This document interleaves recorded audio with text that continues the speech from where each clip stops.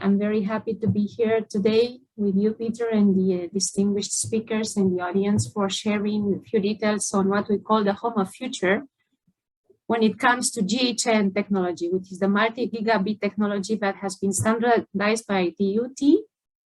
And we are using the standards and specifications and developments for helping the telecommunications industry, the players, for enlarging the broadband connectivity. So how that translates into nowadays world and how the home of future is going to look like, I'm here for sharing this with you today.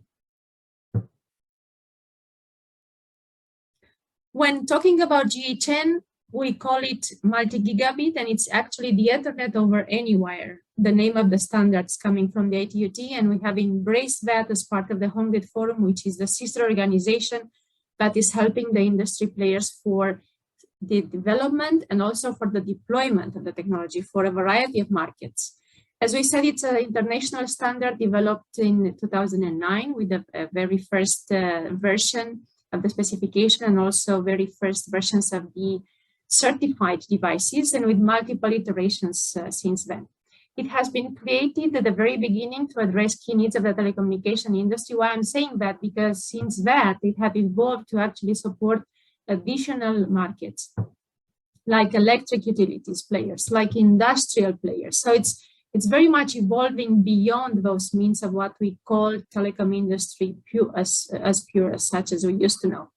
It has been provided from the very beginning the multi-gigabit networking as a specification in terms of throughput speeds, which is highly important. It has been running initially on power line and then extended on coax and twisted pairs. So it's covering any wires. That's why I call it Ethernet over any wire, because it's an extension of the connectivity to actually embrace the existing infrastructure. Why this is important? Because we have to avoid the need for deploying new wires. We have to rely on what we have so far so that we can accelerate deployments. It is providing a very robust backbone for Wi-Fi connectivity. That means that it works is in a combined specification mode, wired and wireless, in order to have different interfaces for the same range of devices. And when the communication is very smooth and seamless, it can actually select wired or wireless specification channel for providing the highest throughput at any time. And above all that, it has strict quality of service and management features. But we are going to actually translate that and explain, for the sake of the presentation today, how does that mean in terms of quality of experience, not just quality of service. So we go one step beyond, because telecommunication industry players are measuring the service in terms of that quality. That's why I call it quality of service. And on the other side, we're actually having the need of measuring as a quality of experience. Especially during COVID times, we had to really have all this connectivity, instant connectivity, right? We do not have the patience anymore that we used to have in the past, and we have to get all these different services at any point in time immediately. So it's really about quality of experience.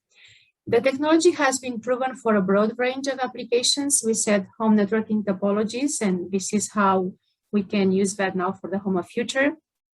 For the broadband access, because if the connectivity is not coming with the highest speeds all the way to the door of our homes, there is no way we can extend the connectivity with the highest speeds inside the home. So that's highly needed, almost transparent for the end users, but that's the beginning of the connectivity. Then it went into, as we said, electricity utility applications, because we also have power consumption applications, power usage type of behavior as users. So we need to make use of latest technologies for that as well. And then industrial IoT and Wi-Fi that you have been able to know in some previous events organized by Peter. All that for the multi-gigabit, multi-vendor, and interoperable. HomeGrid Forum has a very important mission for the industry deployments to provide trouble-free and ubiquitous interoperability for consumers. This is using G.hn regardless of the medium.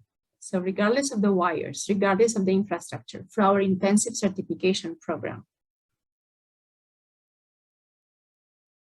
When looking at the G.hn standard evolution, as ITUT has published it and as we have been supporting it on the HomeGrid Forum side, you can see different iterations starting from the 1 giga, and we have the 2 gigabit half duplex, the target applications for what we know, video distribution, video conferencing, all the high definition in combination with the Wi-Fi extender connectivity to have the broadband up to 2 gigabits per second in the MDU. And this is how the technology is evolving, looking into the 10 gig that we all need and want for other applications, for the virtual reality, and then for the 10 gig MDU broadband connectivity that we're all waiting for. It is important to understand that all the wishes that we have as users and all the broadband connectivity that telecommunication service providers are offering to users as such has to be based on a standard specification, on a standard deployment, and this is why we're embracing ITUT standard evolution. In order to achieve the very high rates, so we are talking about 5 rates up to 2 gigabits per second for coax and twisted pairs, and then up to 1.5 on the power lines. In order to achieve those high rates, we actually need the highest performance and the highest security. But we have to look at the topology flexibility. This is so different, you know, from the way homes are being constructed as a topology. And I'm talking about the building of the homes and how the multi-dwelling units walls are being constructed in terms of thick or, you know, thin, how many bedrooms, how many square meters, whether these are homes on the same floor in a multi-dwelling unit or in very isolated houses, what we call single family units, in areas which are very large, like those in the United States, or whether we have very high dense population on the same floor, like in some of our buildings in Asia. So it's very different. And then the algorithms that we actually need in it, and it's all very transparent for the users, of course, but the algorithms that the service providers are needing to implement so that the cells of communication are being isolated so that the interference is not going to pose a problem. And we have the neighboring domains interference mitigation algorithms that we are implementing. So all this, it is highly important and crucial for providing the community that we all want. And this is only coming as what we call the only standard solution. How we are achieving that is on the HomeGrid Forum side, and this is an effort that is being supported by the service providers globally, is through interoperability of those systems, through very strict certification that is looking into compliance with the standard, and then the interoperability aspect so that service providers and users can mix those devices, buy them from the service provider or buy them in the retail shops from online providers that can then provide a safe bet. The fact that they can then mix those devices at home, install them, and then we'll be able to work. A very quick snapshot looking at the board of the HomeGrid Forum. So you see a very interesting range of members from the service providers in all the continents, and then electric utilities that are looking into the aspects of the power consumption, as well as silicon providers and system vendors that need to deploy those devices. So the silicon providers need to look at the interoperability aspects, the compliance aspects, and then the other members are looking at the specifications and how the testing and the plug test needs to be done so that this is seamlessly deployed. For a range of members, you can actually check the website. What I would like to highlight is the range of use cases and topologies, having always the HomeGrid Forum certification at the center of this deployment. So it's the home networking side that we said everything related with the topology inside the home. It is what we call gigawire, which is the G.hn access aspect. So from the service providers head of office installations to all the way up to the streets and the basement of each building. So in many cases, this connectivity actually gets as a fiber to the building. So what we call FTTB, FTTC, fiber to the curb, fiber to the distribution point, fiber to the most economical point, which is actually using the different abbreviations. And in cooperation with the BBF, we are using the FTTP. What is important here is that the broadband connectivity gets to the building, and in many cases actually gets on the roof of the building as a fixed wireless access.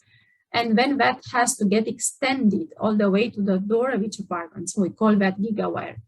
Then it is a matter of using this in combination inside the home with Wi-Fi and Li-Fi. You are very familiar with that as well. So the switching from the frequency spectrum to the light spectrum, different topologies, different use cases.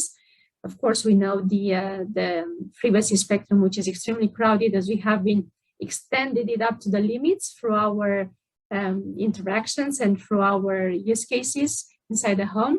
And then the Li-Fi that complements that from the light spectrum point of view, so that the capabilities of the spectrum can be enlarged for very specific use cases related to security, to defense aspects. Then we have the industrial IoT, which is using the same technology for everything related to robotics, to machine-to-machine aspects, to smart factories. So it's really going beyond what we know in all the robotics, in all the automation industry, but using, again, the same backbone. And last but not least, and it's actually a very nice fit into the home networking, because it is the home of the future. It's part of that algorithm that we are deploying is the smart grid. And smart grid, it's a highly debated concept because it has topologies for inside the home, like meter consumption, what we know as smart meters, so that we can understand at each point in time the power usage. And then it's also the smart cities that we can elaborate a little bit more. As first G.hn applications that I already touched upon, it's actually the virtual Ethernet inside the home. So extension from the set-top box, from the home gateway connectivity that it comes provided by the service providers, extended that to every single room of our choice, so that we can have the highest throughput, so that we can do all our activities that are relying on high-speed connectivity, whether it's virtual reality, augmented reality, whether it's anything related to low latency connectivity on watching, online gaming and high definition videos now on not just 4K, but 8K definition. So all that using distributed Wi-Fi extenders connectivity, so having the wires running on G.hn, so that there is a differentiation between front haul and back haul at all times, specific algorithms that know that they can use some of the channels for the back haul, and that's using G.hn, capitalizing on the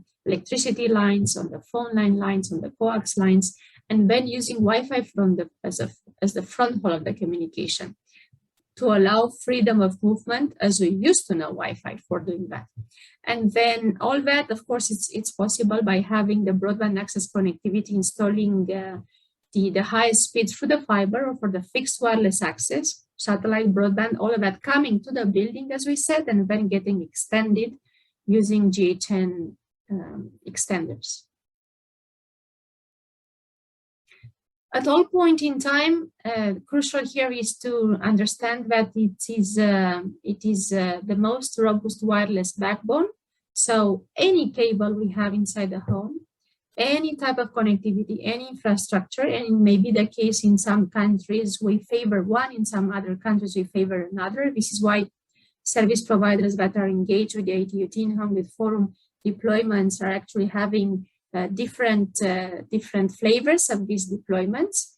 In some of these devices can have 2 or 3 interfaces in the same device. It's really up to the challenge and up to the topology specific to each country, but that has been creating the most robust wireless backbone. And then the wireless connectivity is really transparent.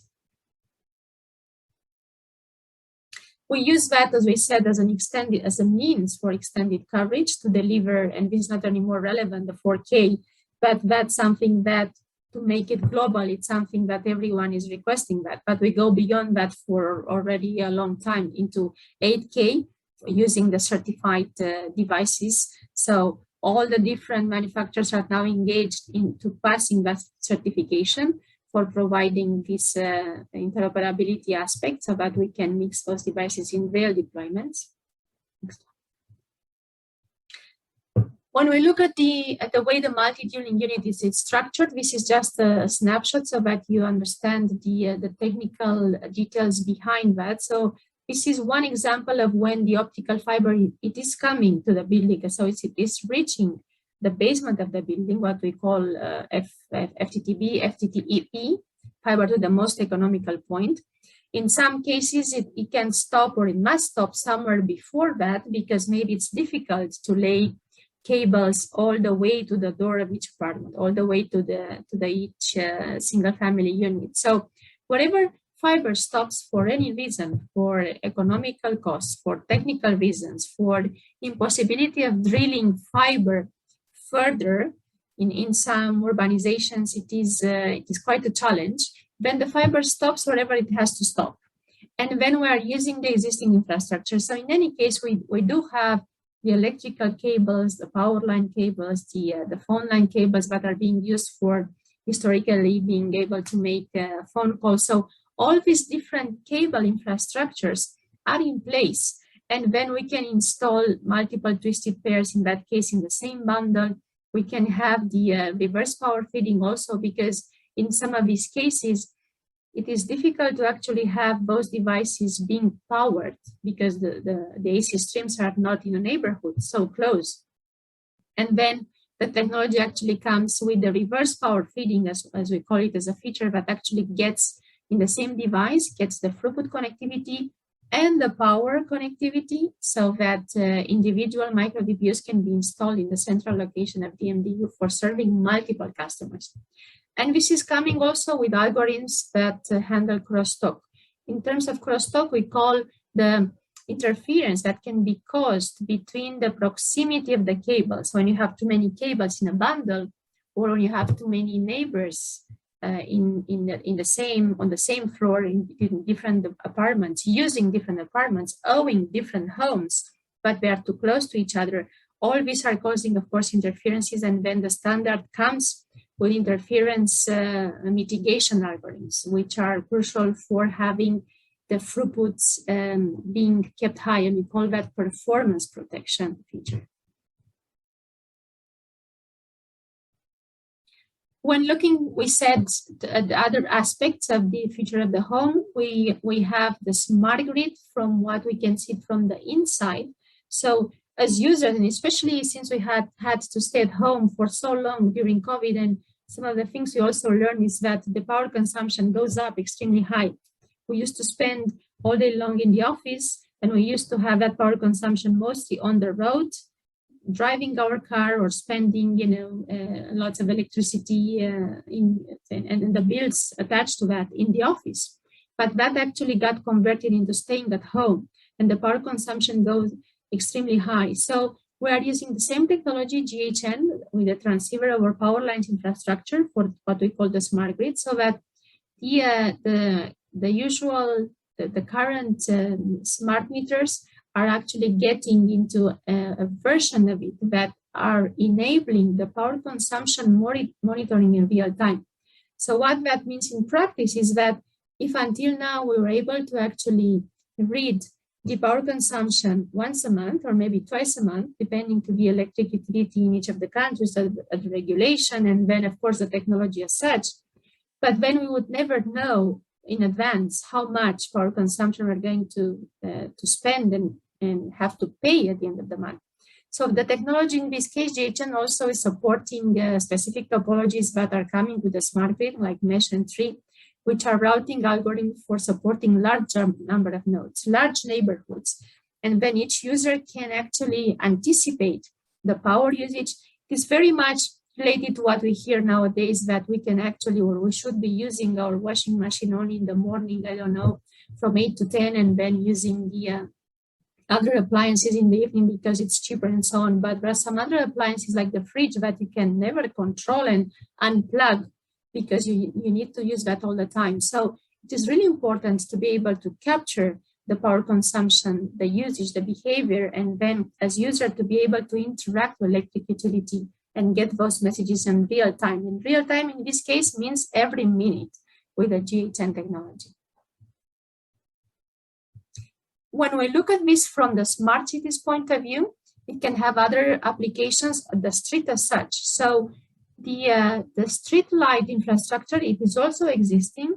And I'm emphasizing that because all about ITU-T G.hn standard, it is reusing the infrastructure that we have, whether it's inside the home, whether it's on the street, or beyond that, anywhere in the field.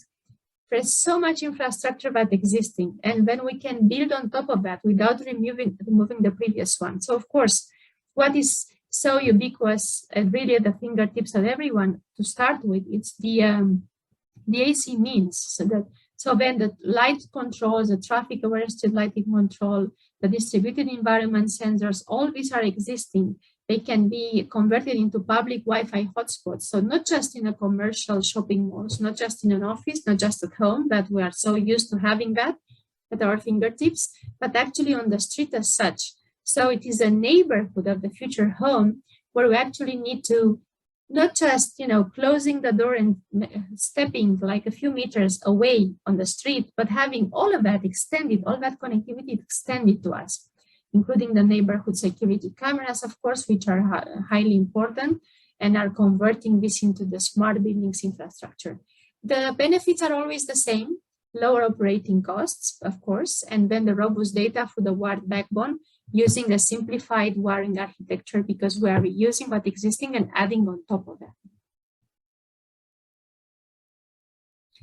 A few examples of this acceleration of G.hn deployments from different standpoints, from different members. So here you can see details from our member developer having launched the gigabit fiber speed devices that are able to deliver at the center of the home the same type of throughput, the same topology.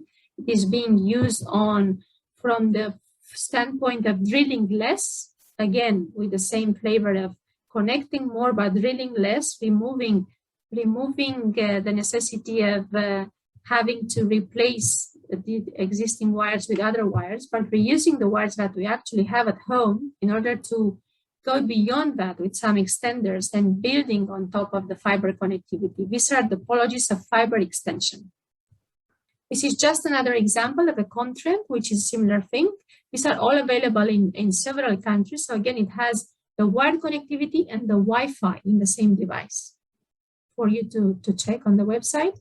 This is another example of a connectivity being offered by our member in Germany that is using Albicelcon, which is extending the connectivity from the very last mile. So wherever the fiber stops, no worries, then that can be extended with what already is existing running on G.hn to provide the highest connectivity to the future of the home. And last but not least, the flavor of the Li-Fi that we know has been embracing the same wave of G.hn for enlarging connectivity from different aspects, for capitalizing on the very secure data, for capitalizing on the existing walls of our home so that we can preserve the security of data, so that we can have the highest throughput at the same time, but very much specific for highest security needs. All this, in a conclusion, it is what ITU-T and HomeGrid Forum are offering to the industry players based on the certification process. This is the key of all deployments of any technology. Make sure all these devices are certified for interoperability. And with that, I'm ending my presentation. I hope you have enjoyed the topology aspects of this, and let me know if you have any questions. I invite you to check the website for any further questions that you might have. Thank you, Peter.